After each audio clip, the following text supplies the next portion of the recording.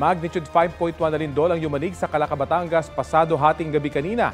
Naramdaman yan sa ilang karatig probinsya pati sa ilang bahagi ng Metro Manila. Balitang hatid ni Bam Alegre. Sa lakas po ng lindol, ito po nangyari sa aming kusina. Nagkalat ang mga bubog sa bahay na ito nang magkabasag-basag ang mga baso.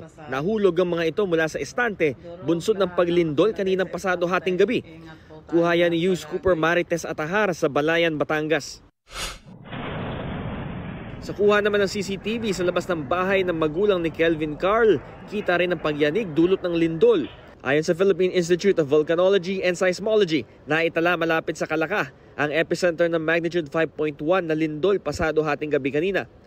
Naramdaman din ang pagyanig sa ilang lugar sa Batangas, Cavite, Laguna, Rizal, Oriental Mindoro, Bataan at Metro Manila. Kabilang sa mga naapektuhan ang magkakaibigang sina Jack Teru at Jenny Marasigan na kumakain sa Pasay noon. Nakatingin ako nun sa cellphone ko and then parang medyo nahihilo ako during that time. Parang kang tinutulak. Habang nag-uusap-usap kami, napansin ko na parang sabi ko parang may gumagalaw. Sabi ko parang may something Sabi ko hindi siya normal. Na parang dinuduyan-duyan ka. Ang security guard naman na si Ramil Tan naramdaman din ng lindol habang nagbabantay siya sa labas.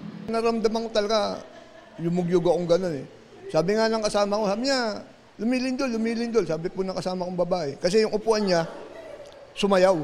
Bam Alegre, nagbabalita para sa GMA Integrated News.